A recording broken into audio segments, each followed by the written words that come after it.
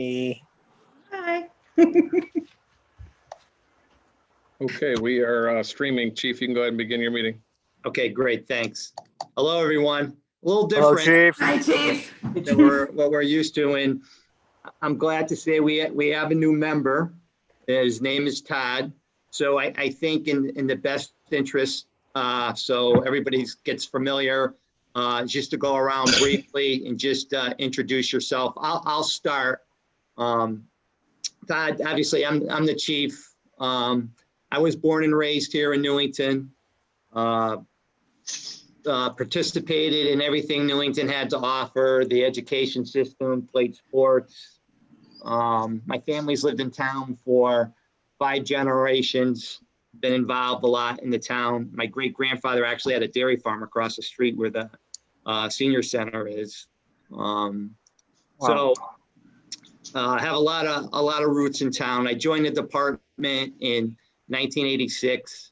I did 20 years, retired as a lieutenant, and then went up to Vernon and was the second in command of the Vernon Police Department, as well as the commander of the Capital Region Emergency Services team. Was up there for 8.5 years, and then got hired back as chief here. It'll be actually 5 years. It's 5 years this week. So I've been back 5 years. It went by real quick.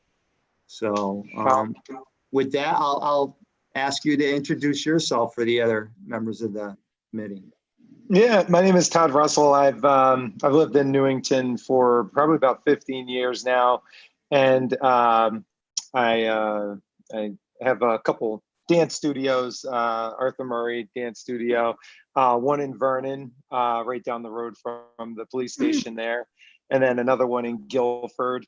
I wanted to get involved because I was at the protests that were earlier this summer, and I saw the chief there trying to talk and interact with everybody, and I felt like there was a need to be involved in some way, and see how I can help, with the current situation and everything going on. So, Great. yeah. Great, it's good to have you. All right, Thank you. All right, Ken, try to keep it short, all right? I'm Ken Murato. I've lived in town 20 years now. I was a member of the fire department, Company 1 down the street. I have been retired for a couple of years now. I have 2 kids that are older. Actually, one of them graduated with Robin's son. They were friends in high school. So Robin and I have known each other a long time. And I don't know, I've taken a couple classes through the police department, the Citizens Academy, and I wanted to get involved in this as soon as it came out. So just another way to support my community. Great. How about you, Robin? Hey there, I'm Robin Aldieri. I have been living in town almost 30 years. I actually was born and raised in Vernon, so I know exactly where the police department is, though I never really entered it, kind of. That's a good thing. Yeah, kind of. So I live on Rockledge Drive. I have 2 boys. One's 25, one's 16. Both are active in sports and music programs at the high school. I have worked for a large insurance company for a very long time. And for a fun job, I actually help at Mortensen's Ice Cream. So you'll see me there if you stop in to get some ice cream someday. Oh, I didn't know that. Really? I do. I've been working there part-time, a few shifts a week since September. Yeah. Good for you. It's fun. It's fun. A lot different than healthcare consulting. So it's kind of a nice break. Great. Paul, how about you? Paul Alderucci. I was born in Newington, so since 1967 I've been here. My parents moved here early on. My mother is still here. I'm right behind the high school on Old Farm Drive, so I have a nice view of the high school. I have a sophomore there, and then I have a girl in 7th grade. I'm in the IT department up at the legislature, and I think I joined this group probably 2 years ago. I think I popped into a meeting one time, and then got a call maybe like a year later. There was an opening, and I think like Ken, you do to try and get involved. I'm not allowed to hold any elected positions because I work at the legislature. So it's all the volunteer stuff that I do.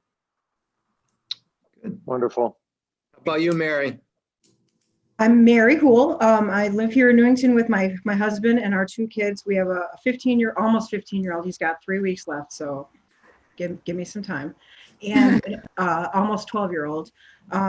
We've lived here as a family for about 10 years. I was actually born here in Newington. My mom's family is originally from Newington. They actually owned a farm that was the former property where Bertucci's is now. There was a farm there.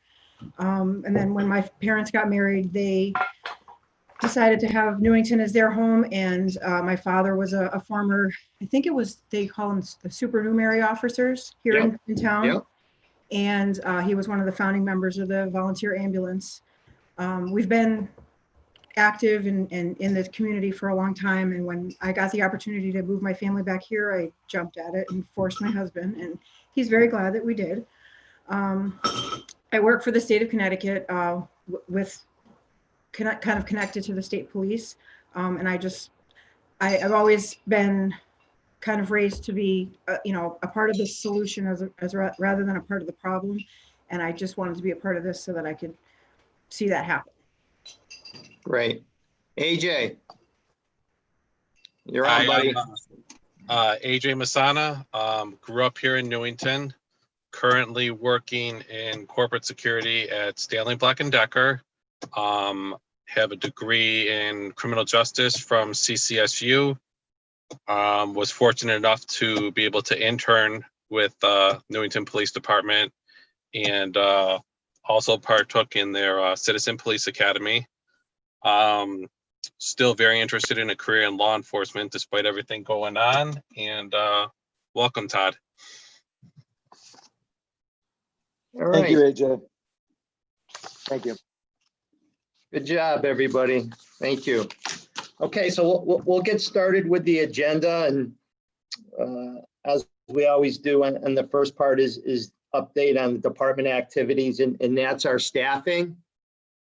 And I'm sorry to say that Lieutenant Mike Morgan decided to retire, and he retired on June 30th was his last day. And everybody that knows Mike, how great a guy he is. He's born and bred Newington, great stock, but we wish him well.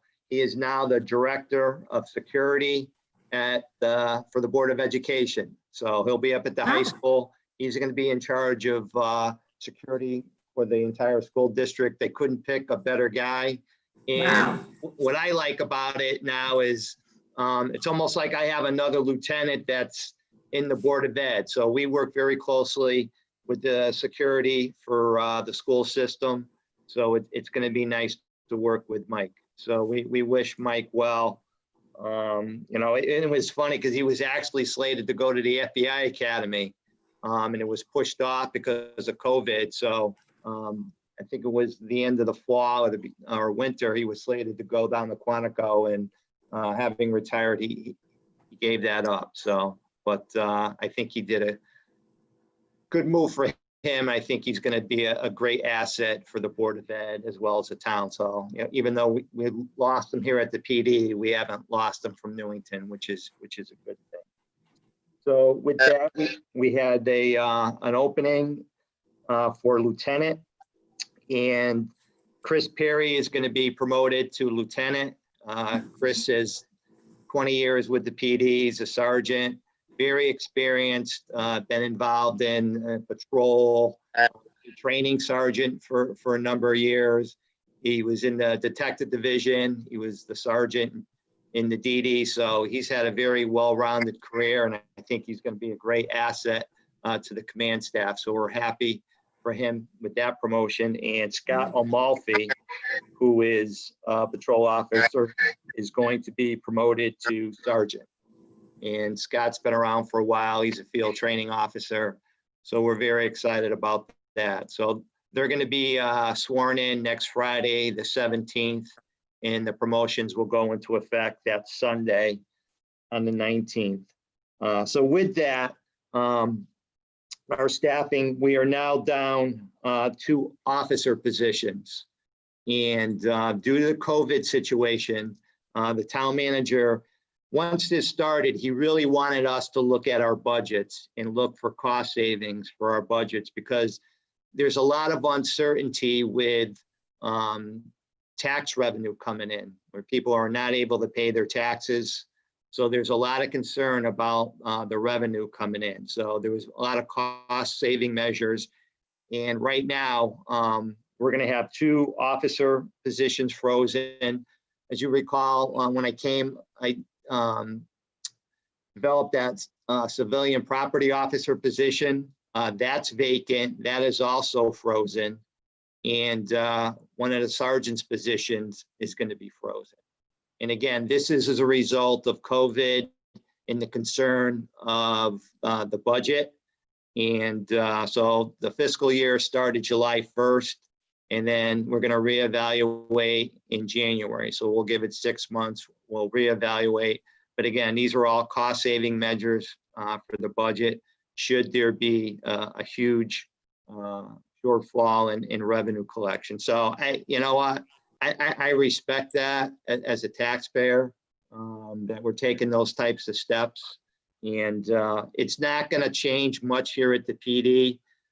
You know, when you still dial 911, that cop's going to be there. It's not going to be a huge adverse effect to the PD. So, but again, we'll reevaluate the situation once we get to January, 6 months into the fiscal year, where we can take a look at the budget situation. So that's the staffing.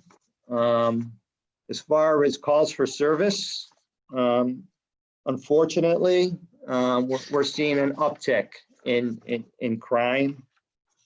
So for the first 6 months of the year, we've had over 11,000 calls for service. With the exception of like accidents are way down. As you can imagine, you know, when the state was basically putting a lockdown, there wasn't really a lot of traffic out there. And that was a good thing in a sense where there's not a lot of accidents. So our property accidents are down, our injury accidents are down, all good things. DUI arrests are way down because the bars are closed, the restaurants are closed. So those are way down. So those are definitely the pluses. But we've seen a 21% increase in breach of peace disorderly complaints. And, you know, people are cooped up, and so there's an increase there. Burglaries are up 23%. Domestic violence is up 8%. Our domestic violence calls, our larceny complaints, a large part of those are shopliftings. Those are up 21%. We've seen a huge increase in shopliftings at some of the retail areas. Larceny for motor vehicles are up 77%. And we know that is predominantly a juvenile type of crime, where they're coming in stolen cars and going through the neighborhoods, locating unlocked cars, going through the car, stealing items. If the keys are in the car, they're stealing the car. And the officers are trying to do a good job on the midnight shift. But when they try to stop these stolen cars, obviously we're not chasing them. They know that. So once the officer initiates the stop, they just take off and we don't pursue. And we had one yesterday. I was actually on the road driving home from work, and they had a shoplifting at Walmart. And they went up there, and the party got out of the store, jumped into a car, and 2 officers spotted the car on the Berlin Turnpike, and they tried to stop it, and they just took off. So again, we're not going to chase those cars for property crimes, and they know that. So that's how they exploit it. And the kids coming in on the midnight shift and the stolen cars, breaking in the cars, know that, you know, once they take off, we're not going to chase them. Our recovered stolen motor vehicles, that's up 50%. Stolen motor vehicles, 63%. So larcenies, and I think a lot of it may have to do with COVID, is causing a lot of upticks in our larceny crimes. Traffic stops, as you can imagine, are way down. They're down 56%. The officers just, initially when the COVID started, we didn't want them having a lot of contact with the residents. So we shut the building down. Instead of bringing people into custody, we were just issuing summonses when we could, rather than a criminal arrest where we bring them in to the PD, take their fingerprints, take their photograph, exposing officers to people that may have been infected. And we've in fact had a few officers that have been exposed to people that have been infected by COVID. To date, around 10 or 11 officers have been tested for COVID as a result of the exposures, and none of them tested positive. They were all tested negative. So we've been pretty fortunate with that. And you know, the biggest risk for us too is the medical calls. So we're the town's first responder for all medical calls.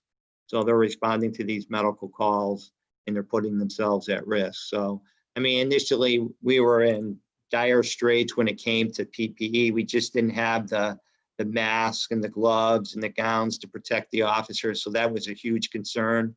But then, you know, with about a month into it, we started getting a lot of the PPE, and we've had a tremendous amount of donations from residents and from businesses. So we are very, very well stocked now. So if this should carry into the fall, where there's concerns that, you know, that it may, we'll be well stocked and well prepared to protect our folks should that happen. So that's a good thing.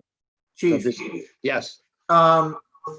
Is it shoplifting related? I've seen a police officer stationed inside Stop and Shop on Finn Road.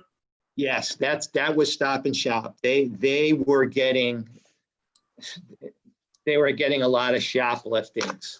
So they decided to try to stop it. They hire an officer each day during those peak hours to try to curtail the shoplifting. And so it's worked. It's brought some of the numbers down for them, but at the other retail areas, it's not.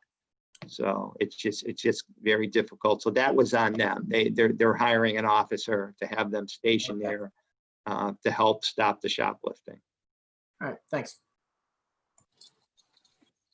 Does anybody have any questions about department activities, or I'm sorry, calls for service? Good. I'm sorry, go ahead. No, all good. I just had a question I should have asked before about your staffing though, Chief. Yep. And we say that we're going to be down 2 officers, and I totally agree and respect the expense reduction. Do you feel that you're going to realize a lot of overtime expenses? No. We actually have an extra car and extra officer assigned to patrol. And we have, and we have 2 officers out injured right now too as well. So Okay. So we'll be okay. We'll be okay. And I can tell you, as a result of COVID, nobody's taken any time off. And for a couple reasons. Number 2, there's nothing to do. And there's a concern that, God forbid, if they get sick, they're going to need their time. That's true. To recover. I mean, if you have a real adverse effect from the virus and you get hospitalized for, you know, a month, or you're out of work for 3 or 4 months, I mean, you need to get paid. You're going to need your time. So the officers aren't taking any vacation time because there's really nothing to do, and there's concern. They don't want, you know, God forbid, if they get sick, they want to make sure they have enough time. So. Okay, great. Department activities, you know, because of COVID, there's really not a lot going on right now. And, you know, at a time where you probably need to do things the most because of the present situation and how police are viewed, we can't do anything because of COVID. You know, we canceled National Night Out. I mean, that was huge success for us, especially last year when we had it in the parking lot here. You know, with Outback cooking and the ice cream I mean, that was huge for us. And That was great. and when you need it most, we're not able to do these things because of the virus and being in a lockdown. So it's unfortunate, but you know, everybody's dealing with the same thing. So in that regard, there really isn't a lot of community outreach programs going on right now. And it's kind of a shame because now more than ever is when you need them, and we're not able to do it because of the virus. So. Moving on to item 2 was the Black Lives Matter demonstration on June 4th, the review. So once we got word of what was going on, and we had actually, it was seen on a Facebook posting. The organizers never reached out to us. And the gall of one of the organizers was to post on our Facebook page. He writes on the Facebook page, did you contact the organizers? Yeah, we called you like 10 times, but you never called us back. So a couple days before the demonstration, one of the organizers reached out to us, spoke to one of our sergeants, and we were able to get some information. And, you know, because it goes on social media, you have no idea what you're going to get for numbers. You could get 50, you could get 500. You just don't know. There's an uncertainty there. And I know the businesses were getting very concerned about what was going on. And so we had put that Facebook post out there, and it probably worked against us. It just afforded them free advertisement in terms of the protest. But that was done to try to alleviate some of the current concerns by some of the businesses that were in the center. And so we had put that out. We planned for the worst. You know, they had told us that there was no plan to go into the intersection or to march. But, you know, you got to have those contingency plans in place. So one of the things that I was worried about, if they decided to go into the intersection, it's probably one of the busiest intersections in town, Cedar and Main. There's 28,000 cars a day that's on Cedar Street. You know, and actually, out of all the locations in town, that was probably one of the worst places to have it because of Cedar Street being so busy. So I was concerned that if they did go out into the intersection, you have to protect them. So talk to Public Works, Tom Moy, the director of the Highway Department. I asked for large dump trucks that we could use to block the road as a way to try to keep cars from coming down in the intersection, just as a level of security for the protesters. So they provided us with 6 dump trucks that we're able to use should they go out and take the intersection, which in fact they did. And then, you know, they decided to march. So we were unprepared for that. We figured that they might do it, although the organizers said that they weren't, but we were prepared for that if they did. And I activated the entire police department. So the whole department was activated and worked that day.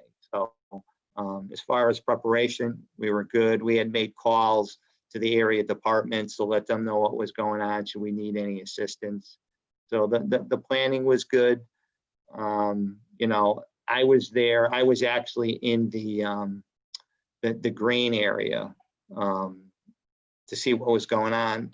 And things were very, very peaceful. I mean, they were walking around, they were engaging with the motorist on Main Street and Cedar Street, and they held their signs, and you know, they were for the most part peaceful and engaging. Like I said, with the people were beeping, they were waving, everything was fine. There were people, there's a lot of people that I knew that I recognized there, some townspeople, and a lot of them passed by and had said, you know, we support you. So I'm saying that they support us, but they're there for the cause, and I respect that and I appreciate that, and it was nice to hear that. And there were kids there. I saw people getting pushed in strollers. So it was good. And I thought this was going to go off real well. We're not going to have any problems. And then shortly after that, it was like 20 people that showed up, and you could see that they were there to get everybody fired up. And within 10 minutes of their arrival, they had taken the intersection, which was fine. We were prepared for that. So we let them have it. Got the trucks out, they blocked the road, the officers blocked the road, everything was fine. And then they decided to march, which was fine because we were prepared for it. We didn't know where they were gonna go because the organizers said they weren't gonna march. So somebody else took control of the protest. And in fact, the gentleman that was planning it looked over at me and said that he had lost control of it, which was pretty evident at that point. So they marched down Main Street. We weren't sure where they were going to go. So we just kind of like, got in front and just tried to head them off and block off the roads. We went all the way down to Robbins Avenue because we thought that's where they were going to go. And then the group turned down Wilson and then to Walsh. And then they went back to the intersection. And when they got to the intersection, one of the officers had one of our detective cars, unmarked cars that was there. And as they started coming, he couldn't get the car out. And he felt real bad about it. So as they began to come back in the intersection, there was no place for them to move the car. So they surrounded the car. There were 2 officers that were there, and they got around the car. And things were getting kind of, I don't want to say hostile, but they were getting Chippy. Yes, that's probably a good description. And the officers didn't want to leave the car.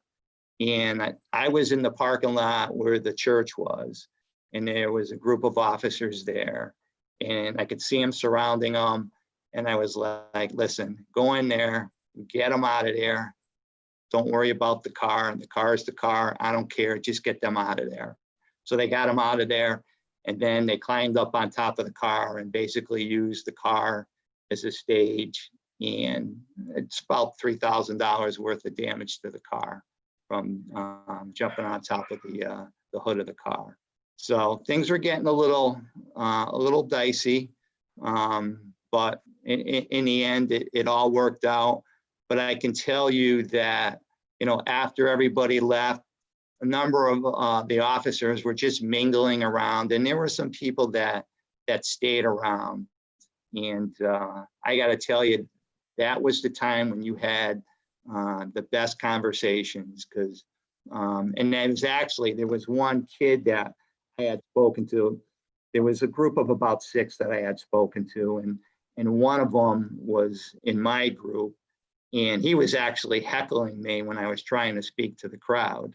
And, he was saying at the end, you were disrespectful, you walked away. And I was like, yeah, I did walk away, but I have duties and responsibilities. I'm trying to listen to what you have to say, but I'm also responsible for what goes on here. And there's things I needed to check on and find out. And it wasn't being disrespectful. It's part of my duties.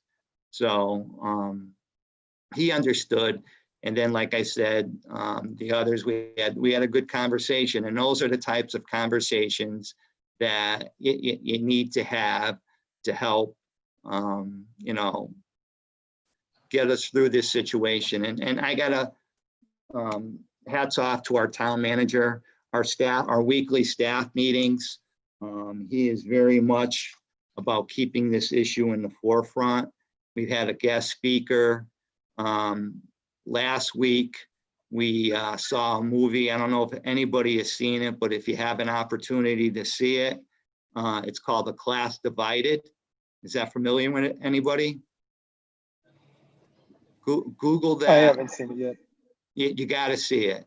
And this takes place after Martin Luther King was assassinated. There's a teacher in a little town in Iowa who did this thing about discrimination with her 3rd grade students, and it was based on blue eyes and brown eyes, who was the dominant group. And you want to talk about something that's eye-opening, and this is 50 years ago. And this woman in a small little town in Iowa in a school system did this social experiment. And it's amazing to watch how these little third graders react when, you know, for the day, the blue-eyed kids are the upper class in the privileged class, and the brown-eyed kids are not. And to see him take on that role, and then she switched it, you know, a couple days later, it was the brown-eyed kids were the privileged group and the blue-eyed kids weren't. So if you haven't seen it, Google it. It's an eye-opening experience. And we saw that, you know, at our staff meeting. And, you know, before we started, the town manager asked, did anybody ever see this, you know, hear of this, this clip? And we all said no. And like I said, it's, you know, those are some of the things that they should be putting on TV. And I know one of the council people was watching, and she was there. And then today at our staff meeting, we saw another movie. And it was, I shouldn't say a movie, it was a documentary. And it was, I'm learning a lot. It's an eye-opening experience. And those are the types of things that, you know, that are going to help us move forward and get through this. And if we didn't have this happen, you know, I wouldn't have seen this class divided. I wouldn't have seen what we saw today. And again, I really have to shout out to the town manager, who's really, and he is keeping this on in the forefront. And these are discussions that we're going to have at our staff meeting. And we had a young African-American boy come in and talk to the group, and his mom actually works for the town. So he relayed his experiences growing up in Newington. So all good stuff. So those are the types of things, you know, the conversations that I had after the protest. It's just, they're good conversations. They're not easy conversations. So, but necessary. And, you know, like I was trying to tell the protesters, you know, when these conversations take place, they're going to be painful. They're going to take us to a place where there's going to be a lot of hurt, a lot of pain. People are going to be uncomfortable. You got to let your defense mechanisms go down. You have to have honest, open conversations. So you get a chance, watch that movie or documentary. Was I think it was Frontline, Class Divided, and it's, like I said, it's an eye-opening experience. And then we saw something today that was awesome. And, you know, because some of it dealt with criminal justice and police. And, you know, they were asking, and I was just like, I'm still trying to process what I saw as far as what I, you know, learned today. So good stuff. So. I just wanted to add the teacher who was in that documentary. Her name is Jane Elliott. And Yep. she is a phenomenal resource. Yep. Anything that she makes, you should watch with your kids, with your family. Like she has a lot of answers, and people should be listening to her. So I'm very glad that you guys watch that, because everybody should watch that. Yeah. Is she still alive? Absolutely. She is very, Okay. very much alive. Yep. And Yeah. she is still very active in discrimination and trying to Yeah. eradicate it as much as you possibly can. And she is an amazing person. Because that was 1968. Yep. And, you know, that's 50 years ago. Yeah. She is still very active in everything. Yeah. Yep. So, and then she did it in the Department of Corrections. Yep. And it's interesting to see how they took on that role. So it was good. But, you know, there's something that actually it should be played nationally. CBS, ABC, that's something like at 8 o'clock at night, the whole country should be watching. Yeah. Really, if you think about it. Mm-hmm. But it I was believe, good. I think Oprah Winfrey had her on at Yes. some point too, and she did the same experiment, but it Yeah. was with adults. Yep. And I think they had like similar reactions where they were, Yeah.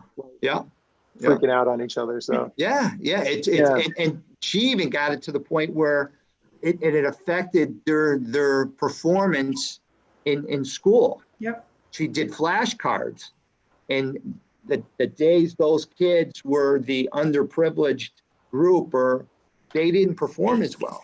So it's pretty remarkable. So, but Chief, a couple of questions. And just from seeing stuff online, so people were saying that the car was offered up by the police as a stage. Is that not true? it's not true. Absolutely not. I just wanted to set the record straight if people say Yeah, that. that was not true. It was taken. We gave it up. Oh, what am I going to do? You got a group of people, and it's like, it's not worth it. I'll pay for the damage of the car. What are you going to take the car by force? Yeah.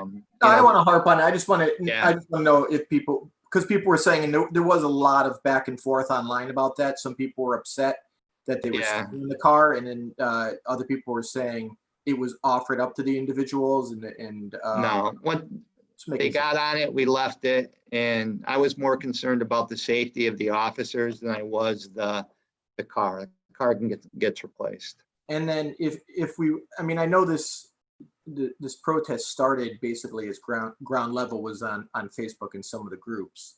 Yeah. I mean, you could see it start. Should we be pointing those people to you to organize, or should we just, what or if anything should we be doing?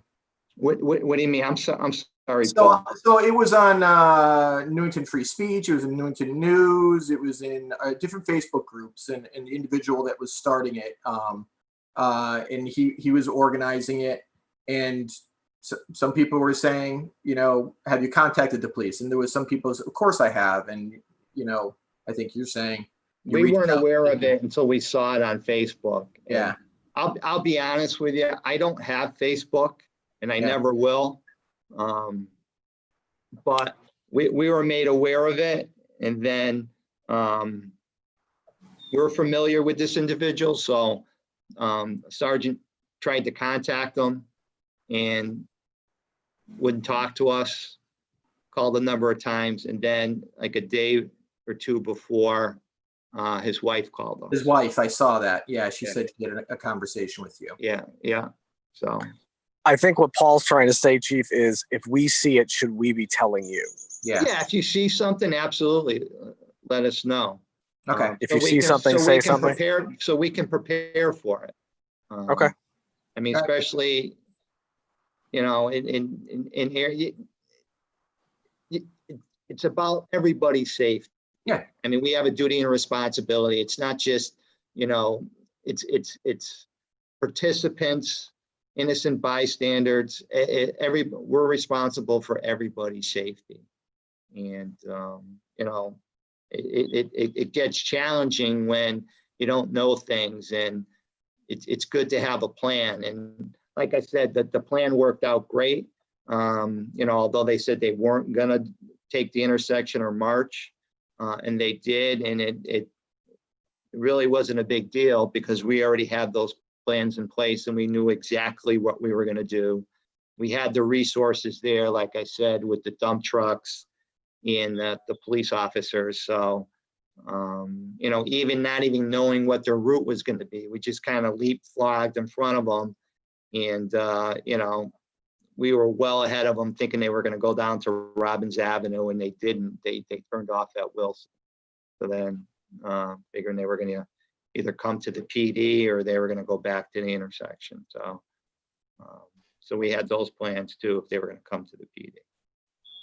Yeah, I mean, for not having known what was going to happen, because I was volunteering that day at the food pantry, and I went to the police department to find out what the details of the event were going to be. Yeah. And one of the officers told me that you had no idea what was going to happen, which was a surprise to me. But obviously, if they didn't contact you, like, what can you do? But to be there at the protest and marching along, and my wife and my kids, we were trying to social distance within the group.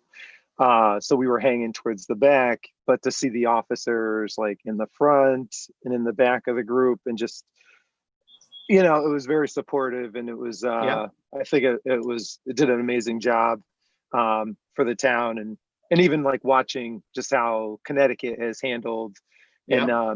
and been like a partner in some of the protests. It's been impressive, and, Yeah. it feels very supportive. So it's Good. appreciated. Good, thanks. Anybody else have any questions? So, I mean, all in all, I thought it went well, other than damage to the car. Nobody got hurt.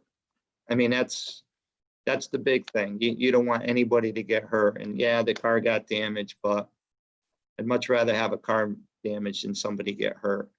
You know, no cars drove through into people. That was always a concern, because there was a number of streets and, you know, side streets. So you always want to make sure that no cars get in there, because you don't want anybody to get accidentally hit by a car. So all in all, it went good. So. Proposed Connecticut legislation on police reforms. So there's a number of, and actually I just got an email tonight from Gary Turco. Just came in like at 6:58, 2 minutes before the meeting. But some of the ones that we have, code of conduct, you know, any complaints will be FOIable. That's pretty much now anyways. People can FOI a complaint on an officer to get any information about previous citizens' complaint. And just by way of comparison, I can tell you,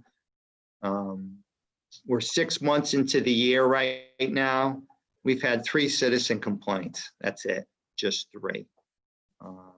So, and 2 of them were unfounded and 1 of them was sustained, but nothing serious. But just 3. That's all we've had. So, which is a good thing, which shows us that the officers are out there doing what they're supposed to be doing. And that's with, we make about 17,000 citizen contacts a year. So, you know, like I said, we're 11,000 calls for service, and out of those 11,000 calls for service, we've gotten three complaints. So that's pretty good. So I was happy to hear that. You know, some of the other things, pensions being revoked for police officer constituting major criminal activity. You know, if somebody does something really egregious and you know, gets arrested, you know, I personally, I don't have a problem with that. You know, if you're that bad, you forfeit your right. You tarnish the badge, then you know that's on you. No quotas for traffic stops. I don't know why that's in there. That's already a state law. There's no quotas. I can't tell an officer, you got to go out there and give 15 tickets today. That's illegal. It's in state law. So I don't know why that's one of the proposals, when in fact, it's already in the law. And, you know, traffic enforcement in Newington is very important, because when you really think about this, and I think I may have told you this before, in Newington, you're much more likely to get injured or killed as a result of a traffic crash than you are a crime of violence. So traffic enforcement is very important to us. And, you know, the #1 complaint that we get is, you know, traffic volume, which we don't have any control of. Cedar Street, I think if the town residents could barricade Cedar Street, they would do that because of the traffic. But we don't have any control of that. But traffic violations, complaints about speeding, stop sign violations. That's what we have control of, and we get those directed patrols as we get those complaints. We send officers out to deal with those types of complaints. Task force is going to look at what we should be involved in, you know, parking tickets, barking dog complaints. I got to tell you, over the years, we have become all things to all people. We're the only town department that's open 24 hours a day. And yeah, we get involved in everything because we're here 24 hours a day. And if they want to take parking tickets away from us, that's fine, but you're gonna have to hire somebody to give out the parking tickets. Barking dog complaints, we have animal control officers, but there are times they don't work. And when a citizen calls, we go, and we're not gonna tell them that the animal control officer isn't working, so we're not gonna take your complaint. So we'll go out there. Somebody's got a barking dog complaint, the officers will go out there, they'll document it, they'll listen back. Yeah, the dog has been barking. If they can take any action, they will, but in most cases, those are kicked back down to the animal control officer and they'll handle it. But we'll send an officer to verify. And I know there's some other things. One of the things they were talking about that I heard was medical calls. I can tell you if they take medical calls away from us, that is going to put people in Newington at grave risk. Well, We who are do they the think first, those we are the, calls? what's that? Who's going to respond to those calls? Would be the ambulance. So, I mean, in Newington, we're the town's primary responders, not the ambulance, the police are. And why are the police the primary responders? Because we're going to be there within 2.5 minutes. And I can tell you in the last few months, officers have done CPR on 2 people with an AED and brought them back to life. If we don't respond to medical calls, those response times are they're not gonna be what it is with us responding, and it's gonna put people at risk. And I can recall an incident a couple years ago where a gentleman in Lowry Place Apartments was walking through the parking lot and dropped of a heart attack. And I was actually in the area and went over there, and there was a group of 4 officers that were performing CPR on this poor man for 10 minutes before the ambulance showed up. So unfortunately, he didn't make it, but the officers were working in teams doing CPR, giving oxygen for at least 10 minutes before the ambulance showed up. So if that is taking away from us, I can tell you that is going to have an effect on people's health and well-being here in Newington. So those are the types of, I'm sorry. I was going to ask, do you know why that one in particular would be one of the proposals? Taking that away, is it because like in larger cities, like the ambulance can get there faster than the police, or? Well, yeah, you raise a great point, Todd. Yeah, in the cities, they don't respond to medical calls. The fire departments do because they have a paid fire department. And, you know, to your point, when they start, every department is different. And these police reforms are going to impact each department differently because each department is different. You know, in Hartford, the cities, the officers don't respond to medical calls. The fire departments do because fires are down and firemen have more time. So they respond to the medical calls. In Newington, we don't have a full-time fire service. Ours are volunteer. So the police department picks up those duties and responsibilities. So it's not a one-size-fits-all approach. And that's my concern, what's going on up at the Capitol. They're looking at it as a one-size-fits-all when it doesn't. Each department is different. And, you know, you talk about citizen review boards. Well, that's all well and good, but what are they going to do here in Newington? We've had 3 complaints so far this year. So I understand they're proposing legislation to the lowest common denominator. And, you know, every department is different. Every department, you know, their policies. Hey. So it's not a one-size-fits-all approach. But I mean, to your point, you know, Newington, we respond to medical calls. And there was a period of time in history before the volunteer ambulance service was here that the police department actually ran the ambulance. You look at some of the old photos from the 50s and the 60s, and there's a a car that was an ambulance. So the police department was actually the ambulance service. And then Newington Volunteer Ambulance formed, and that's how it kind of transitioned to where we are now. But we are the town's primary responders, and we respond to all the medical calls. And like I said, we're unique. Newington's 13.2 square miles. So when you dial 911, you know, on evening shift, I mean, there's 7 cars and a sergeant out there. There's not a lot of distance between the call and the officer, but, you know, acknowledging the fact that it does get really busy, and then officers get tied up, and you may have an officer that's in the north end of town that has to take a call, an emergency call in the south end of town, which obviously is going to add to that response. Chief, is this the contents of the ultimate bill, or is he looking for feedback? I gave him feedback, so he gave me the bills, and I provided him some feedback. And what I'm looking at is actually from the Chiefs Association, that they got some more. There's no specifics. It's just kind of like bullet points, but no specific language in the bill. So the bill hasn't been written, so there's no real language to review. One of the things is ban consent searches. Well, I understand it, but legally consent searches are legal.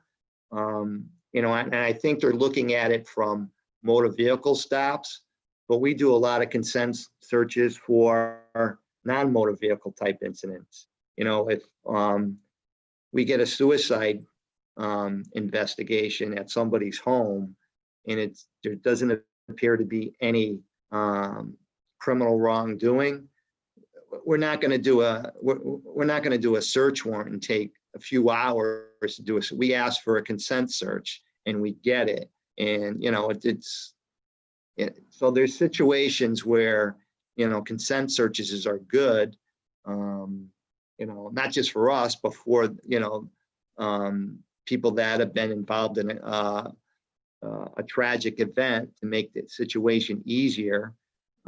So I think, you know, if they're going to, I think it's just a reaction to what's going on with the searches. I mean, it's one of the exceptions to getting a search warrant. Somebody says, yeah, you can search me, search the car, search my home, but you can withdraw that consent at any moment.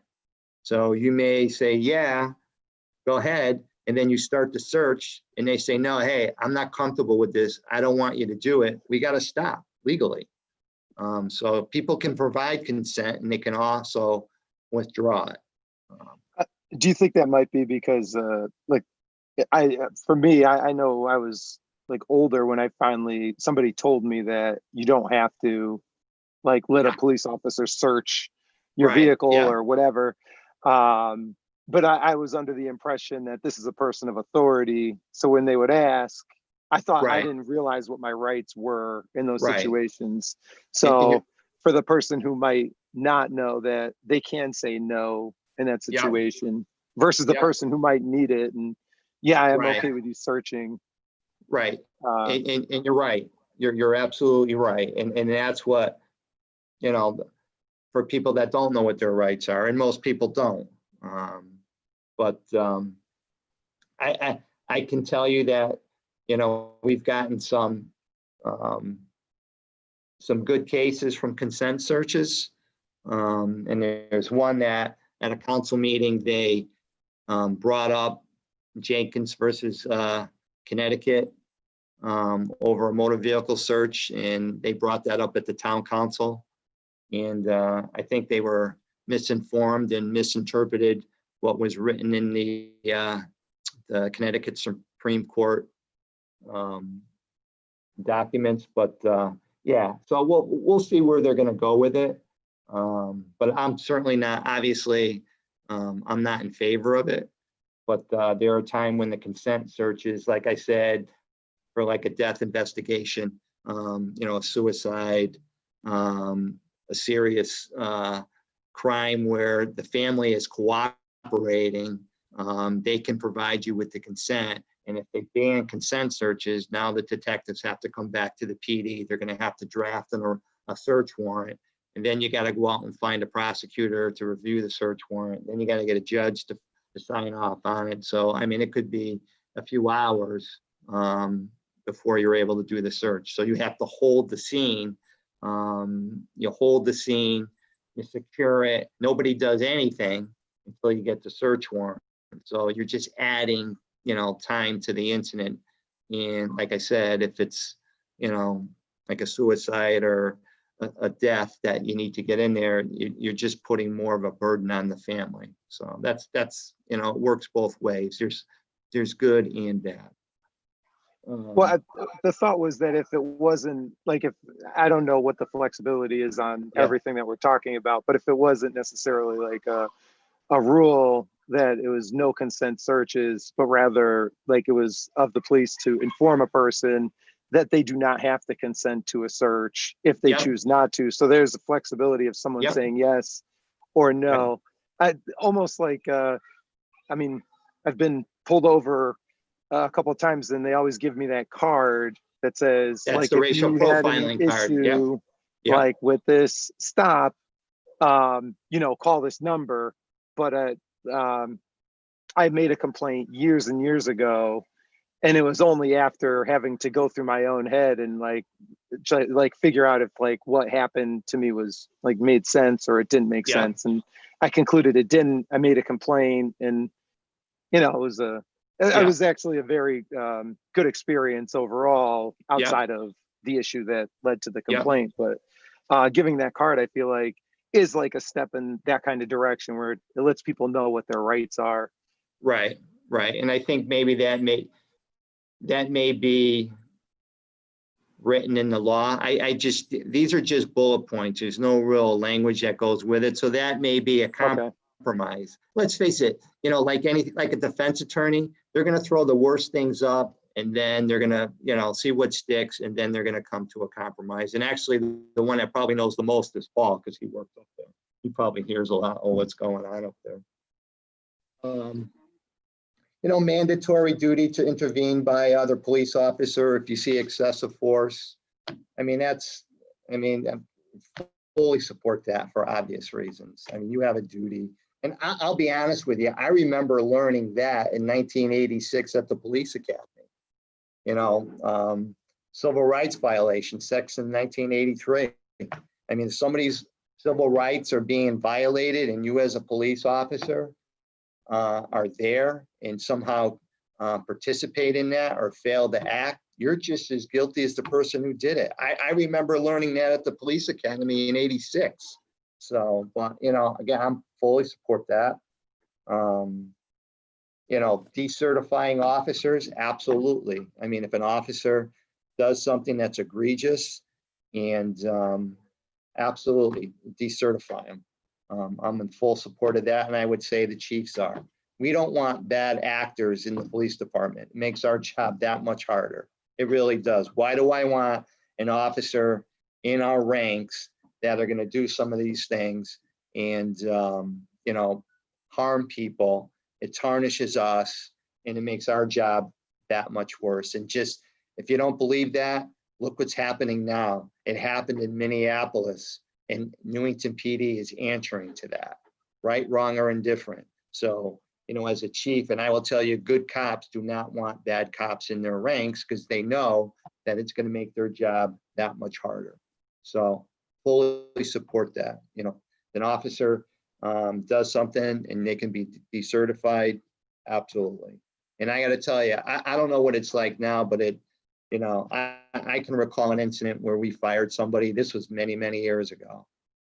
We fired this officer, and he won his job back at the labor board. I would venture to say if that happened today, the labor board would upheld his termination. But, 20 years ago, they found in favor of the officer. I don't think that would have happened today. I think we are able to police ourselves. We just need, when you bring a case over there, and the officer we fired him and was out for 18 months and then comes back. You know, it's tough. Let's see. You know, decertifying an officer to take a security job, you know, if somebody's decertified, that's fine. You know, they shouldn't work a security job or any type of public protection job. You know, increase penalties for false reporting. That's for citizens. You know, one of the things that remove qualified immunity from all police officers. I will tell you, if they sign that into law, the next day I retire. I am not going to lose qualified immunity. We already have qualified immunity, and it's not always granted by the judge. If what the officer does is so egregious, they don't have to grant qualified immunity. But if an officer does something in good faith and believes they are doing the right thing for the right reasons, even if it's wrong, and they don't have qualified immunity, and they can go after the officer's personal assets, good luck trying to find cops, because I can tell you, if we lose qualified immunity, there's going to be a lot of people that are going to leave. I'm not going to take the chance on something happening where I think I did the right thing for the right reasons, and believed I was acting within the scope of my duties, my training and policy, and it turned out it wasn't. And then to be personally liable for that, where they can go after my assets, not going to happen. I'm out of here. And there's a number of officers that are going to do the same thing. And it is so difficult now. I just saw something where they did a poll, 10,000 police officers. They asked them if they would recommend somebody that you knew to be a police officer, and out of 10,000, only 7% said they would recommend the job to somebody else. That's where we are now. We're not getting good people. It's just so hard. I don't know how some departments are doing it. It's so difficult for us to hire one officer, two officers. I don't know how some of the other departments are hiring 15, 20, 25 at a clip. I don't know how they're doing it, because I have a hard enough time finding one. And granted, I'm not gonna lower our standards. Our standards are pretty high, and we've done real well at some of the hires that we've made. But you know, and one of the things I said to our legislators, you got to find some sort of incentive program to get people to try to become police officers. I know one of the things they were talking about is free community college to people. You know what? Give people, you want to be a police officer? You know what? We'll pay 2 years of your criminal associate's degree at one of the community colleges if you want to be a police officer. There's got to be a way to entice people into this profession, because if we don't, we're not going to have anybody here to protect us. I mean, that's a given. And go ahead, Todd. I was going to ask, why do you think it is that out of the 10,000 officers, only the 7% said that they would recommend that as a job or a career, in terms of, you know, do you think it's like, what about the career is causes them to not recommend it or not want to recommend it? And in your estimate, I think a lot of it is the lack of respect that's being given to officers, the danger. I think the profession is probably more dangerous now than it's ever been. You know, the pressure of the job, the stress, you know, every call you go on, you got people with cell phones, you know, videotaping you. I mean, the pressures are immense, and the pressures that officers are experiencing now in the patrol level, I didn't have that when I started back in 1986. We didn't have it. You know, we didn't have to worry about people with cell phones. Officers were respected. I mean, the Berlin Turnpike was crazy with the cruisers.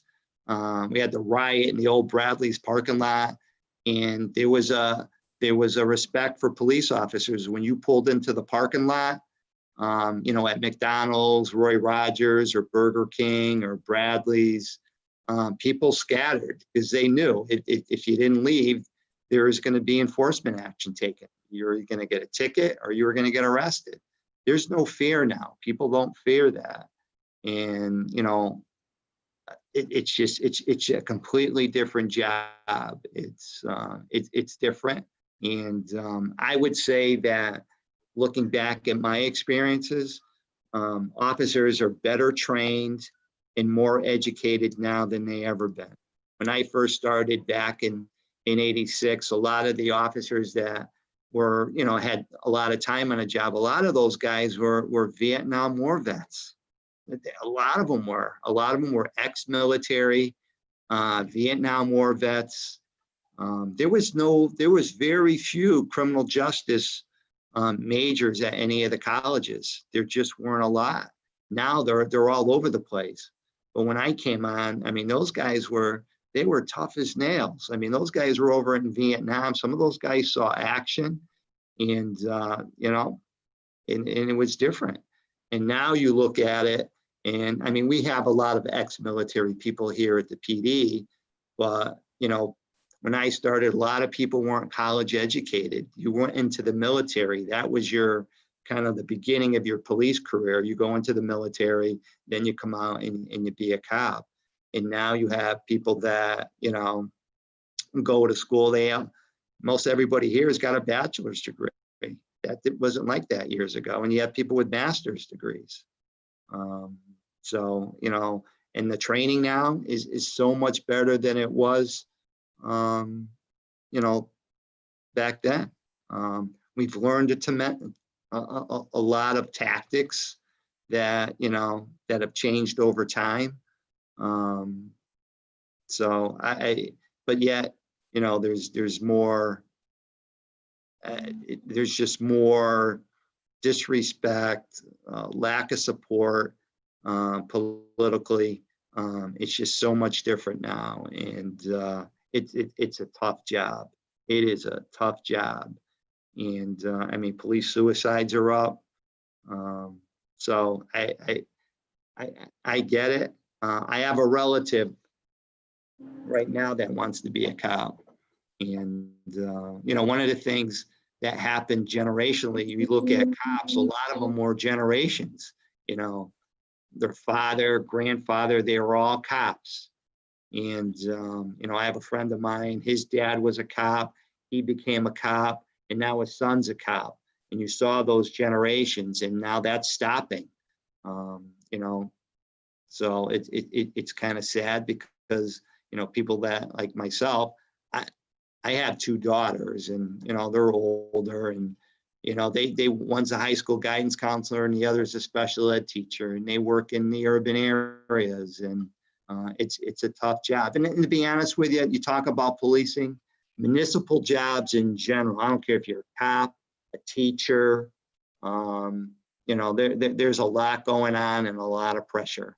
And so I don't know the answer. It's just, it's sad, but I think we got to find a way to try to get people to become police officers, because, personnel is our greatest asset. You can have all the training you want, but if you don't have good quality people, it's not going to work. Training, policies and procedures, those are all good.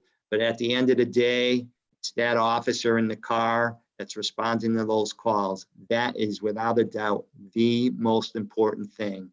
And my pitch to the legislators for Newington was, you got to find a way to get good people, because that is the issue. You can have all these things in place, and without a good quality cop, it's to me, it's meaningless. You got to have good people, and good people do good things, and bad people do bad things. It's like that old computer thing: garbage in, garbage out. And if you don't have good quality police officer, that is going to affect the level of service that you're going to get in your community. And we're doing our best we can to hold out here, and we've done that. I mean, we've gone almost a year not filling police officer positions because I wasn't able to find officers that I wanted, that were going to work to our standards. And I don't know if we're going to be able to do that now. I think a lot of people are going to be driven away by the current situation. And I think the legislators got to find a way to try to get people involved. You know, and try to do things with the schools, because to be honest with you, that's how I started, why I wanted to be a cop. When I was growing up in town, our midget football coaches were Newington police officers. Dick Gable, Tom Becerra, Fred Cassiopo. They were all Newington cops, and they coached midget football. And that's kind of got my interest in law enforcement. And then Newington was well ahead of their time. Back in the 80s, before they were known as school resource officers, Newington High School had a police officer assigned to the high school. And basically was an SRO, and that was before SRO was even on the map. And those are the types of things that, you know, got people interested in law enforcement. At least it worked for me. And a number of my friends, it did the same thing. So, you know, I think it's important to just try to find a way where we can try to get people interested in the job. It's a noble profession. You know, there's a lot of good you can do, but I can tell you it wears you down. You know, what you see over the course of your career, it affects you and it wears you down. There's no doubt about that. So. Well, I wonder, Chief, if part of the problem vilified in the media. Yeah, I think that's part of it. Police have been vilified. And again, that goes back to when you have bad cops. Good cops don't want bad cops in the ranks because of this. It makes our job that much harder. And, you know, they shouldn't be in here. And it's not the vast majority. The vast majority of the cops out there are good people. But, you know, But they don't show that. I'll give you a quick story. And Gail's probably going to hear it again. I actually gave this story today at the staff meeting. So my wife is a school administrator. She works in an urban school district. And it's funny, she has a friend or a colleague that's an African-American and nice guy. And he's actually been at the house, and he made a comment. She had a little gathering for her colleagues at the house, and he kind of made a comment like, "Oh, I never thought I'd be in a cop's house." He said that in jest, but obviously it means something. But that's not the story. So back when I was in Vernon after Ferguson, I went into a 7-Eleven, and I was in there. I used to go to 7-Eleven on Route 30. Went there every day at 2 o'clock for my coffee. I was going to say it's probably the Route 31. Yeah, every day at 2 o'clock for my coffee. So anyway, I was there, and a couple African-American women came in, and this was right after Ferguson when things were really bad. And they looked at me with such hatred and disdain, and I had my uniform on. So, I came home, I talked to my wife, and my wife grew up in the projects, so she's got you can learn a lot from her. She's pretty grounded. I relayed the experience to her, and I said, you know what? I said, I kind of understand a little bit. I said, how minorities feel. I said, I walked in, and just by, my appearance, not my skin color, but by my uniform, I was immediately judged. And, they don't know me. So she went to work the next day, and she talked to her colleague and, told them about what I had said. And, as an African-American, he appreciated what I said. He got real emotional about it. And like I said, appreciated. And he said, you know what? He goes, tell Steve, thank you. But at the end of the day, he gets to take off his uniform I don't get to change my skin color. So, Right. So, those are the types of lessons that, that are very beneficial. So, it's tough. And I gave that story today at the staff meeting after we had viewed the movie or the documentary. So, okay, so that's it with the legislative reforms. We'll see more. Again, I don't have the specific language on some of these things, so it's kind of a wait and see. But again, my biggest concern is the one size fits all. Each department is different, and I understand they're trying to propose legislation down to the lowest common denominator, but it's going to affect departments differently. But I could understand that. Community outreach. So, like I said, I wish we could do some of these things, but it's kind of hard now with COVID. But just for everybody's knowledge of what we've done, and again, I can only speak to the 5 years that I've been here, but we've had the Citizens of Police Academy, we've had the Youth Academy. We started the Rape Aggressive Defense class, the RAD class, which has been hugely successful with, we actually have people on a waiting list. We've done National Night Out. Project Hope, we all know what that is. That's the, I think I sent something out for opioids. The School Resource Officer. And I know there's discussion about the, the school to prison pipeline with the SROs in the school. I don't believe that, at least that's not here. I can't speak to other departments.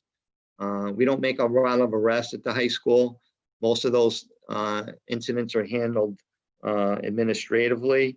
And I know, our RSOR, Dan, he probably intervenes and prevents more arrests than he makes. And it's interesting, I got a video and it's actually, I'm not sure where it is, but there was a protest and there was a line of police officers and they had their riot helmets on, they had their vests on, they had their riot sticks on, and there was a female officer.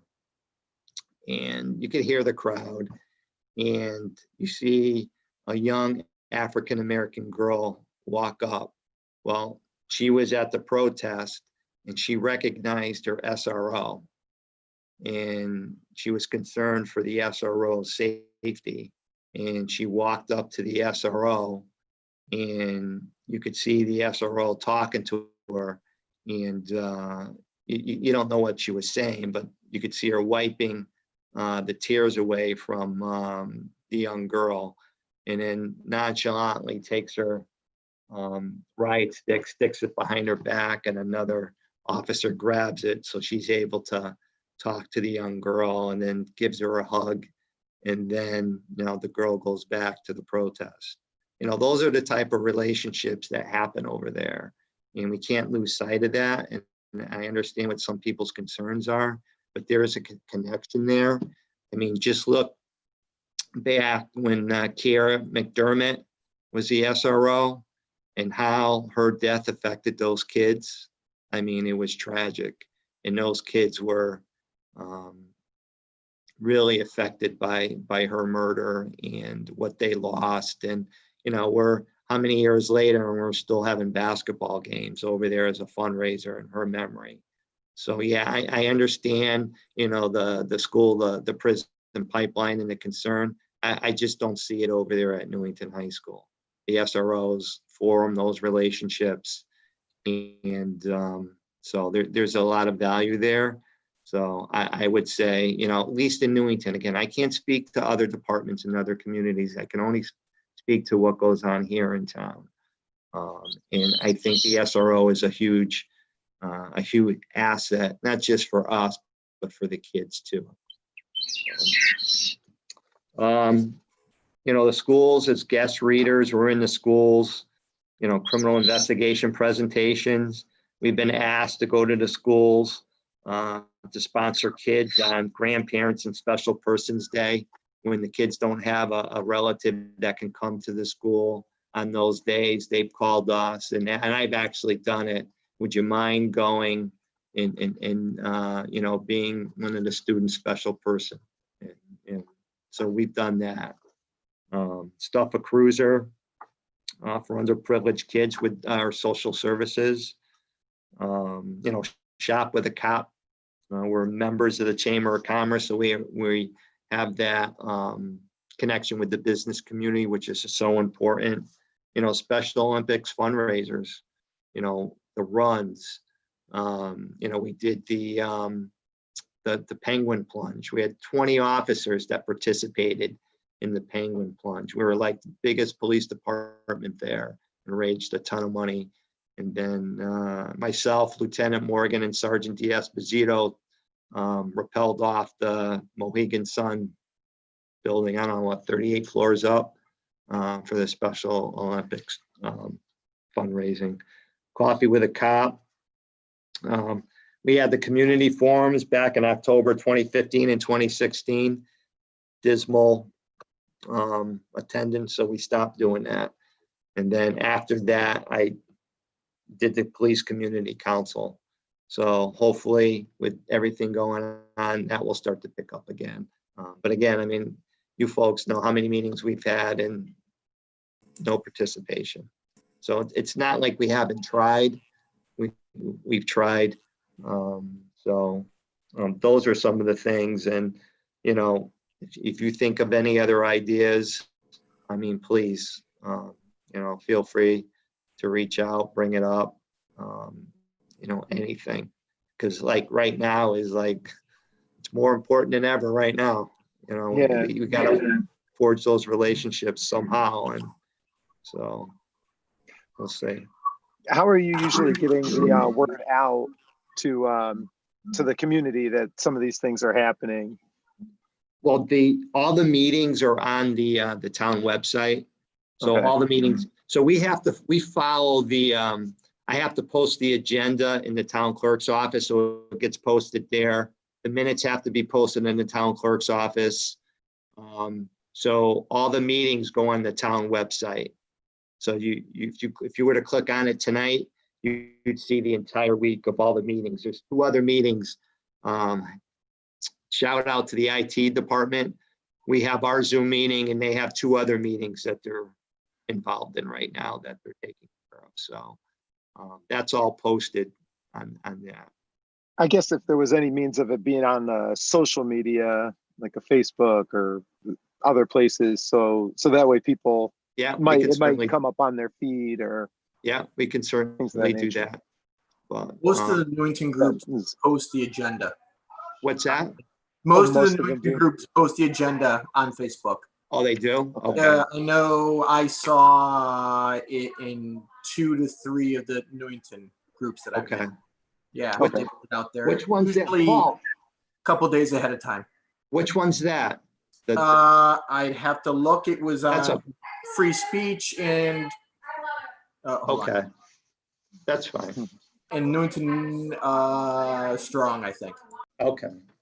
Okay. Like I said, I don't have Facebook. I'm not a Facebook guy, and with my position, I don't do it. Sorry about that. Yeah. Background conversation. I know the town has a website or a Facebook page, so we could probably push it out there, or even the PD one. Chief, also a few years ago, your officers did one of the active shooter presentations. Yes, I forgot about that.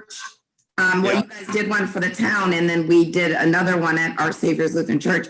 And Yeah. a couple of you guys did attend, and we ended up having about 35 people there. And I can tell you that it's been a few years, and there are still people that talk about that interaction of the department with the people there answering the questions, and how professionally that presentation went. And we were fortunate to have our church had collected money for a donation for our police dog. And so we presented the money at that as well, because Argos was able to show up. And boy, is he a little intimidating. But I just wanted to bring that up because still to this day, there are a number of the people at church that will refer other people to watch the Run, Hide, Fight video. Yeah. And they would have never even heard of that video if it wasn't for the fact that you guys did that. So it may not be something that we're focusing on right now because a few years ago, so many people saw it, but the repercussions and, the continuation of educating folks about those situations, about active shooters is still going on. And that I find was huge. And I just found that really connected a number of people in the church, in a religious community. And not everybody was from our church there, but it did connect everybody with the sergeants that were there. And it was phenomenal. And people say, oh, that's the guy that came and did our presentation. And there's a comfort there.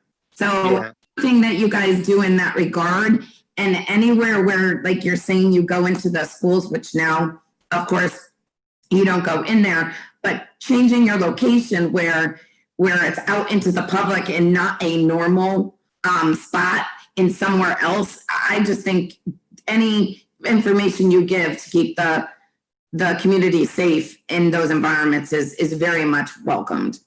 Yep.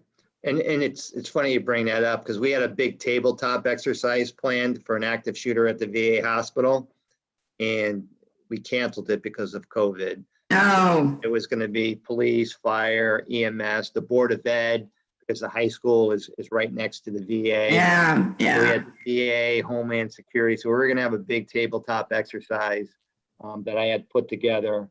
And I actually put one together when I was in Vernon for Rockville General Hospital. We did one up there.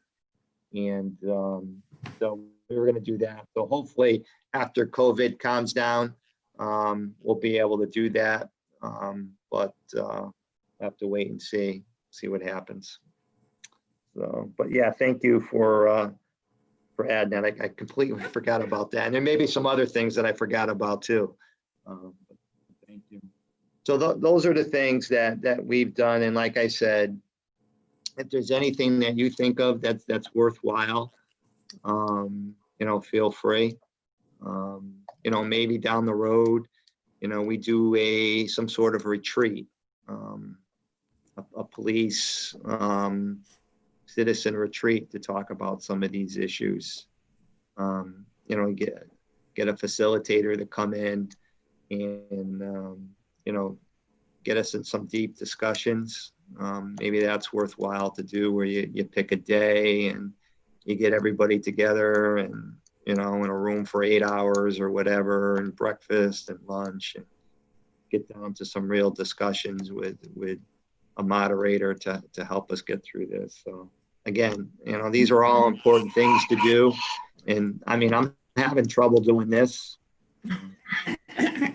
There's nothing like being in a room together and talking. So that's something I'm sure we can try to do down the road once this COVID thing, which unfortunately I think is going to kick up again in the fall, judging by what's going on around the country. But we'll have to wait and see. Just one thing. There was my husband and I were actually talking recently. My husband is a mechanic, so cars are his thing. There was an article that I had read some time ago, and it was about a headlight clinic, like a program where people could come and bring their vehicles and have low cost or free, headlight. If your headlights out, I know that's one of the things that a lot of people say. No offense to the police officers, but like a gateway type of thing. So absolutely, you're over because you have a tail lights out. You've opened up a can of worms, and they call it pretextual stops. Right. So my thought was trying to do something. We have parts stores every 50 feet on the Berlin Turnpike.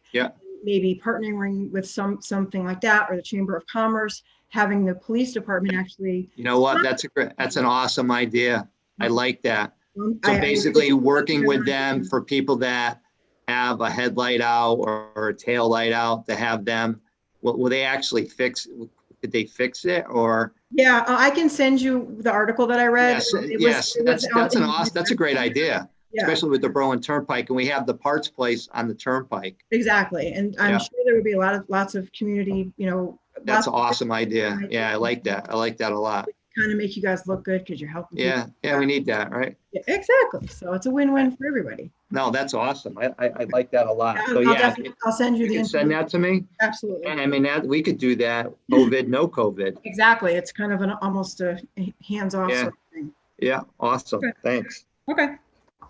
Okay, let's see. Items 5, and I keep like repeating myself. The update for the Center for Policing Equity update. I mean, we signed that MOU back in 2017. So they're done with our data collection. They have our policies. They have everything. They have our data collection. And actually, the lieutenant who did the data worked with them is now getting phone calls from other police departments asking for assistance at the advice of the Center for Policing Equity. Did you guys see? I sent you that video, right? With Yeah. Dr. Golf up at the Capitol, where he had talked to the Racial Profiling Committee. Yes. Yep. So, I mean, if you get a chance to Google him, he's pretty impressive. And, there's somebody you really need to listen to. He had given that presentation up at the state capitol, and then he gave it to the chiefs of police. And as soon as I heard him speak, I was sold. And that's when I decided I wanted to join on and partner with them. So hopefully within the next, by the end of the year, we'll have our report, and, the report will, for transparency, we'll put it on our website, we'll publish it. They're even willing to send their folks for a press conference or to release the report. So our liaison, it's changed like 3 times.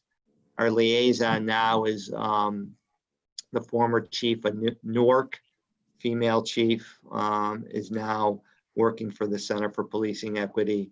So she's our new liaison. So I had spoken to her a few weeks back. So we're close. So hopefully, they have everything. So hopefully they can get the report. I was hoping that it would be done by now, but it's not. But, here's one of the things we're at the protest, they were asking me, what have you done? Well, we've been, 3 years we've done this.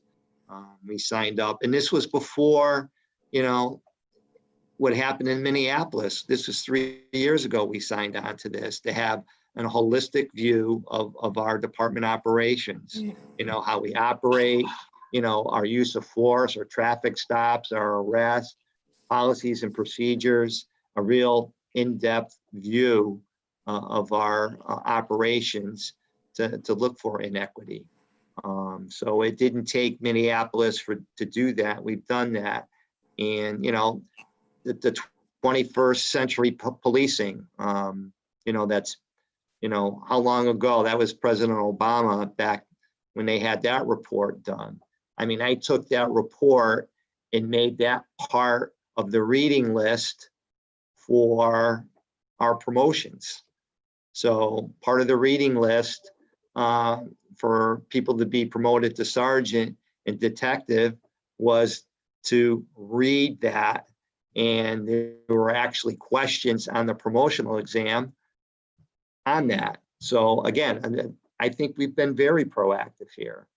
I just wish I had the opportunity to, to speak to that at the protest. But, in defense of some people, I could hear people say, let them talk, let them talk. But there were some people there that weren't going to allow me. And I knew who some of them were. The crowd was, there were some people there that were there to settle old scores. And I knew exactly who they were. I saw them in the crowd. I was heckled by one of them in the crowd. And, it is what it is. Yeah, you've been arrested. You've been arrested quite a few times because you beat your girlfriend and you beat your parents. You should be arrested. and you're there for yourself. You're not there for what's going on. And there were people there that I recognized that were there for themselves to settle old scores and weren't there for the cause. That was pretty clear. And when I was trying to speak, they wouldn't let me speak. And I just wish I had the opportunity because I could say some of these things. And like I said, after that calmed down and it was over, having that discussion with that small group was more meaningful than what took place at the entire protest, because you were able to talk to people and respect people. And so that's kind of where we are now. I think we've done a pretty good job to try to stay ahead of the curve, and I'm looking forward to the report. So we'll see, and I'm sure they're going to make recommendations, and we'll take those recommendations seriously. Like I said, I'm impressed. If you're having a chance to go on their website or Google Dr. Golf, I just think he's a remarkable man, and somebody I take a lot of stock in what he has to say. And he had sent an email. I don't think it was sent to me individually. I think it was sent to the chiefs that are currently partnering with the Center for Policing Equity. And one of the things he said about police reforms, because it's kind of reactionary right now and it's emotional. And one of his quotes is, if you don't end up following a roadmap, you're going to end up with tragedy in the Black communities. And that's him. So, and I believe that. I think, you got to slow down. We got to look at things. Police departments really are the arm of the government. We are the arm of public policy. What people decide, the society decides what's criminal and what's not the police. I mean, every year, Paul, you see it. How many new laws do they enact every year? And when they enact those new laws, the police are responsible for holding people accountable for those new laws. So Just one this year, though. What's that? We've only got one law this year so far because of COVID. So That's good. we're getting a break. Good. That's good. So, Chief Clark, quick question. Yep. So when you do receive the reports, what are you hoping to be able to do with the information from it? Is it for training purposes, or? It could be for training. I'm sure they're going to make recommendations, Todd. So we would take those recommendations seriously. I already know there's going to be, they call them performance gaps. I already know there's going to be one because we don't collect the data. We don't collect the data on pedestrian stops. We just don't do it. The state doesn't do it.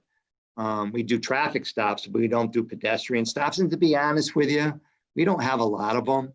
Even like our use of force, we don't have a lot of use of force. But when we get the report, and obviously I'm going to share it with you folks, but we'll publish it. I'm sure there's going to be recommendations that it could be training, could be policy. So we'll take those recommendations seriously and act accordingly. But yeah, we would be, it'd be wrong to get the report and see what those recommendations are and do nothing with it. That's, what's the sense? Why would it, what's the sense of having the report? It's, it's basically 3 years in the making. We wish we already had it. But, the COVID slowed things down.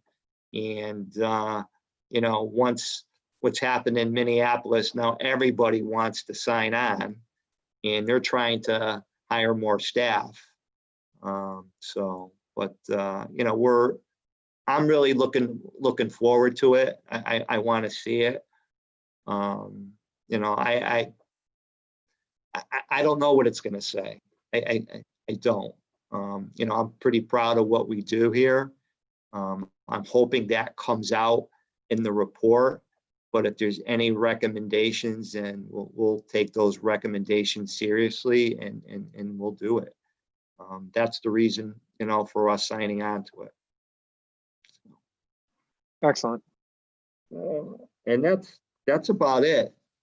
Does anybody have any questions with that? I know I put that on the agenda quite a bit, and it seems kind of like a one-act play. I keep saying the same thing. We're waiting for the report. We're waiting for the report, but I mean, they're being inundated right now. And our liaison has changed like 3 times. And I had one that actually about 1.5 years ago actually flew out from Salt Lake City to meet with me, to go over everything. So that was nice. But like I said, right now our new liaison, I can't think of her name, but she's the former chief of police in Newark, New Jersey. I had one question, Chief. Is there any update on the communication tower? Yeah, so the communication tower, we moved over to Callahan's.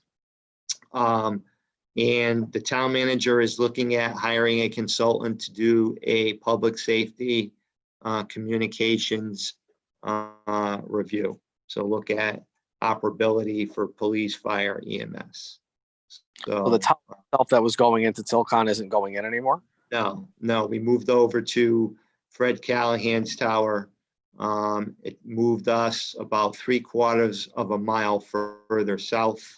And I can tell you it's improved our radio communications. Oh, okay. All right. That's good. Okay. Does that mean my neck of the woods still isn't like a dead spot or whatever? It's gotten better. It's gotten better. According to what the A officer lot said. louder. So, but new radio systems are pretty expensive, like $4 or $5 million. They don't come cheap. We moved our stuff for not very much. So, Awesome. all right. So let's see. Paul, are you there? I'm here. You have public participation coming up. You have 2 attendees on, and I have 2 hands that are up right now. All So right. If you'd like me to unmute them and then have them introduce themselves and provide Sure. their address, we'll go from there. Yep, First that sounds person good. will be Miss Susan Mazzacoli. I'm going to allow her to speak. Miss Mazzacoli, if you identify yourself and provide your address, please. Yes, Sue Mazzacoli, 149 Harris Drive, Newington, Connecticut. Can you hear me? Oh, Sue, you don't even got to introduce yourself. I know that voice. Okay. Everybody does. I have a list. Go So ahead. I hope you don't mind. No, go um, ahead. First thing I want to do is congratulate Lieutenant Michael Morgan. Michael grew up with my daughter Andrea, and I was very surprised to see he was retiring, but also very happy that he was moving on to Richie Kletz's old position at the high school. So that's good news. I also got to meet Sergeant Perry when I was part of the Newington Citizens Police Academy. So I am very happy to hear of his promotion. Both officers well thought of in the community, and I'm very pleased to hear that good news. I don't know the name of the person who moved up to Sergeant Perry's position, but congratulations. As far as on my list here, student resource officer, you all know my connection to Kiara. She was my Yep. niece. But other than that, I've always believed that the student resource officer was an extremely important position, even back when it was officer friendly. Aging myself there, but I always felt that that was extremely important in the schools. I want our students to see the officer as someone who they can speak to, they can be friendly with, or go and tell them about some of the concerns they might have, family matters, whatever.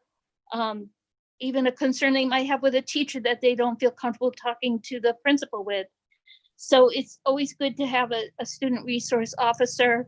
I have seen some of the proposals going to the Capitol, and they're talking about maybe changing that and not having a student resource officer, and instead of having somebody else in that position who, maybe I can't think of the name of it right now, but having somebody else with a different background.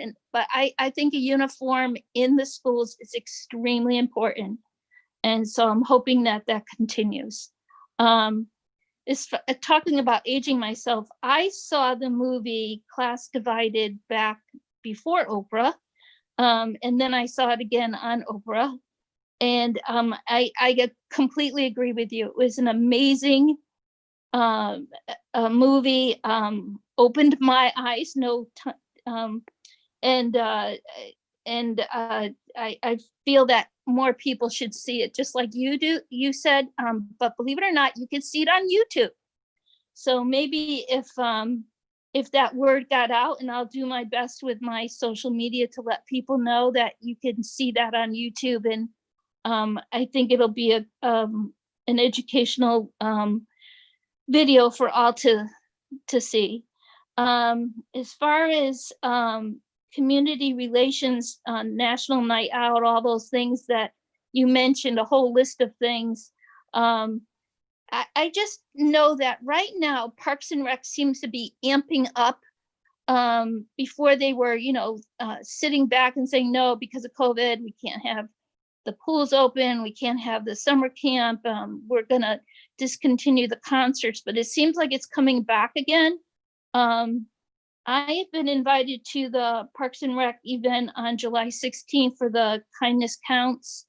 And also that night, they're going to have the van that people were able to buy a spot on the van honoring veterans. I bought a spot honoring my dad, who's a World War II veteran. And so I will be at that event. I'm a little nervous, to tell you the truth, because I'm one of those, I'm 67, I have a high blood pressure. I lived in my house for 3.5 months and never left. So it's only this month that I've been leaving. And so I'm a little bit nervous about going, but because of my dad, I want to go to that. And I think it's something, I know it's late, I know it's next week, but maybe if we saw more than usual police officers at that event, that might be a start. To see people in the community, to have them, you have plenty of officers who are veterans, so I think that might be a good idea, but I'll leave that up to you. Of course, you all know, and I let you all know years ago how much I love the lip sync. That thing really drew a lot of attention nationwide. And I would like to see that come back again, only because the fact that people saw the police in a different light. And I was so saddened, and maybe you were misquoted, Chief, but I saw in the newspaper, you felt like what the recent events that had happened with the protest and all, that the police department's community relations had taken a 15-year back, that had gone back about 15 years. And I was like, whoa, because I just, obviously, having been a member of the Newington Citizen Police Academy, that really got me interested in paying attention. And I've always have been interested, but at the same time, that really opened my eyes. And I'm thinking that, the lip sync, it's kind of silly, but at the same time, it's another way to reach out to the community. Mary, I really love your idea about the headlights. Oh boy, do I love that idea. I would be first in line for that one, because that's something that I think would be a great way to reach out the community, and also be a deterrent for any issues that might come up in the future, entailing that issue.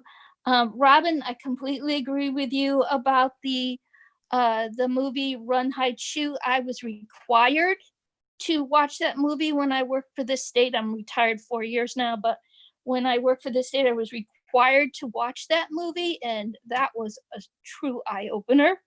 And I think that I like that idea of the police presenting that in a community atmosphere, whether it's in a church or it's somewhere else in the community, maybe the Rotary Club or whatever, the school system. I think that is an excellent idea and an excellent way to inform the people and how to be careful in situations like that. I mean, I mean, just, you know, when I was working for the state after Sandy Hook, I worked for the Board of Firearm Permit Examiners, and people were calling me from all over the world because they were trying to reach the state police. They were trying to call local police. They wanted the story, and they saw anybody that they somehow thought were related to police, which we weren't, but they were calling, and they wanted to know more about it. They wanted to know all the details. And it feels like that was just yesterday. And all the respect that, you know, it was such a horrible, horrible situation. But after that, the respect that I saw increase for our police officers was just amazing to me. And I felt well deserved. But on the other hand, like you said, it seems like we've taken a couple steps. I shouldn't say we, but it seems like there's been a couple steps backwards with the relationships between the community and our police officers. And I'm hoping that, you know, this horrible COVID, once it seems to take once it seems to go away, or if it ever goes away, that we'll be able to see more community events. So, but thank you. I found this meeting to be extremely informative. I knew that you existed. I don't know, was Gloria Olson part of this at one time? She is, but she's yeah, Okay. she doesn't have the IT. I tried to get her, told her she could use her phone, but Okay, I she's know, here. I know I Yeah. attended one of your meetings years Yeah. ago. And Gloria was there, and I remembered Yeah. that. I wasn't sure if it was the same meeting or not, or if it was Yeah. the same group. But It was. yeah, okay, all right. So, but thank you very much. Also, oh, quick. I remember one time we were all in the town hall auditorium, and the police were there, and they spoke to us about events in town. And I can't remember what the main subject was, but I remember that's where I met Rose Lyons for the first time. And we were talking about police response, and it was a filled auditorium. I wish I could remember what the subject was, but I'll have to ask Rose and get back to you, Chief. But Okay. I found that to be very informative too. So thank you also to all the volunteers of this committee. I know it's taking time out of your lives, and seeing little kids popping up, that's kind of fun. But I know you're taking time away from your families, and I do appreciate the fact that you're volunteering for our community. So thank you very much. And end of story. Thank you. Thanks, Sue. Thank you, Sue. Thanks, Sue. Paul, who do you have? Gail?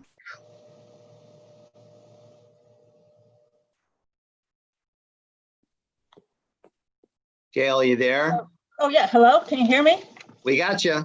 Okay. Yeah, I was interested in tonight. I think your agenda was very full, and I was particularly interested in your thoughts about the proposed or the legislative action that's going to be taking place. And I think your concern, is spot on regarding one size fits all.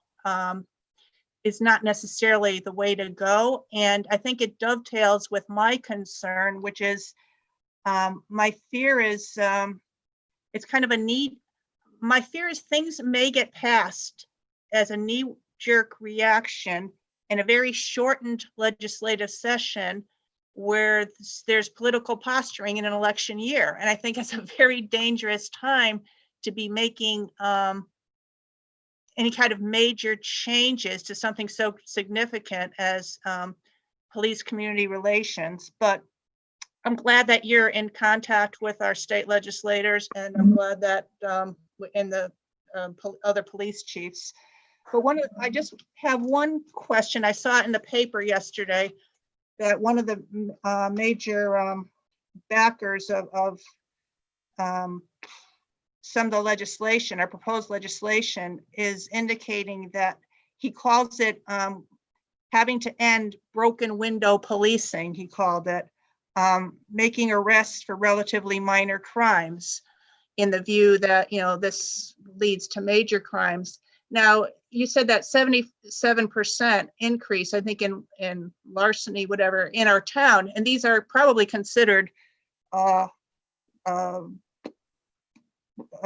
breaking window crimes because, thefts of bicycles, going into unlocked cars, stealing things from garages, whatever. And yeah, they may be minor, but they still impact the residents of Newington. And I'm just curious as to how do you feel that those should be handled? Okay, so broken windows theory is really like a crime theory. I'm going to go back to my criminology days in college. So it's not just the arrest of low-level crimes. It is, fixing the environment, buildings, parks. So it's not just enforcement. It is the environment itself. That's why they call it broken windows. Cleaning it up so people have some pride in where they're living. And it was interesting. I have a place up at the Cape, and my neighbor daughter is going to college, and she gave me a whole bunch of list of questions about broken windows theory and about those low-level crimes. And a lot of that has to do with the inner city, the arrest of those real types of low-level crimes. So I said, listen, some of the things that they do, what the policing does in the city, we don't do in the suburbs. But, you want to win the hearts and minds of people. So when you start arresting for zero tolerance policing, every little minor crime, what's that going to do to the relationship of the community and the police? And to give you an example, how it might apply in the suburban policing.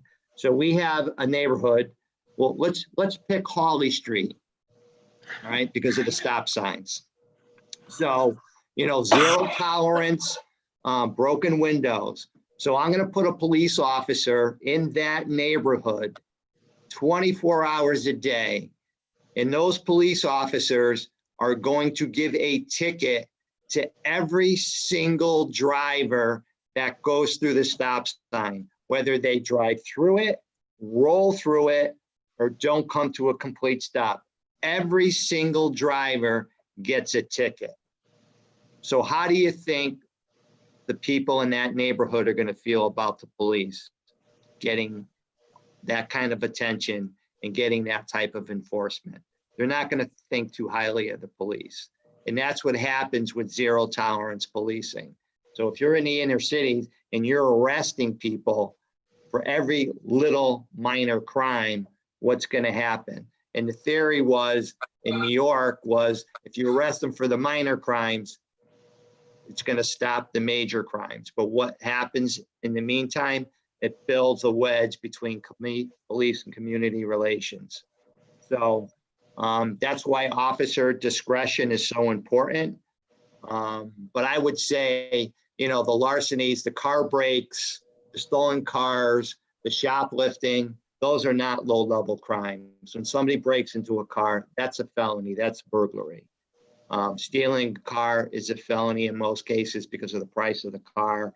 Yeah, shoplifting is a misdemeanor, but it's still serious enough that I wouldn't describe it as a low-level crime. But when you talk about broken windows and zero tolerance, they're kind of together. But when you do that type of policing, you may drive a wedge between the police and the community. That's why police discretion is so important. And that's what our legislators need to, you just can't arbitrarily dismiss all those. We're not going to do that.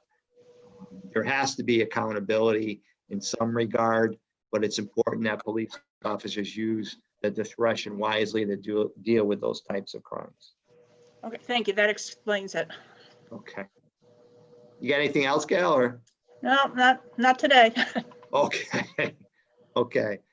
How about, we good? Everybody good? Chief, one question, sorry. That's okay. What about the man trap at Newington High that was budgeted? What's that You know about? what, Paul? I'm gonna have to find out about that. Okay. Yeah, I didn't know about it. It's a security, obviously, it's a level of security. You know, some businesses have them. So I'll find out more. I was gonna give Mike a call, Yeah. but he just started his new job over there Figured you got him in now, yeah. July 1st, so I want to get him, let him get settled in there before I start bugging him. So, but Okay. I'll definitely follow up on that All right, thanks.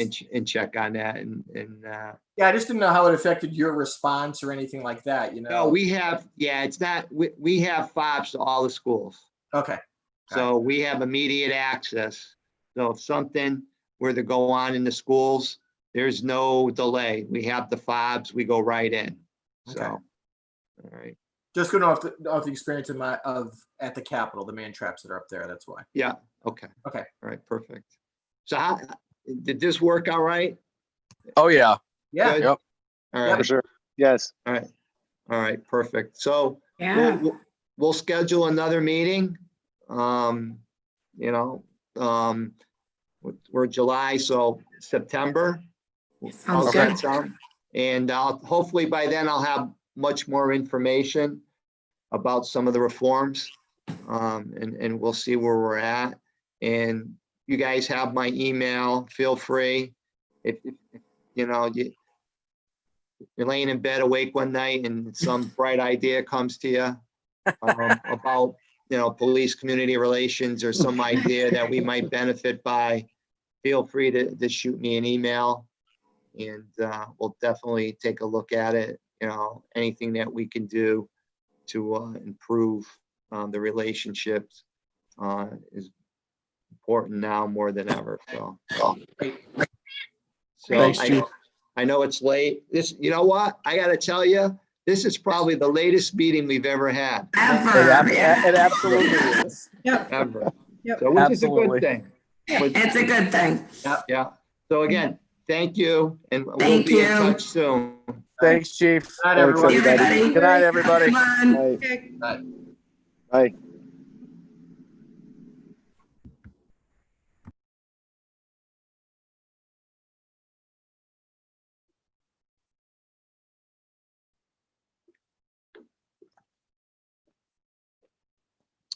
Paul, you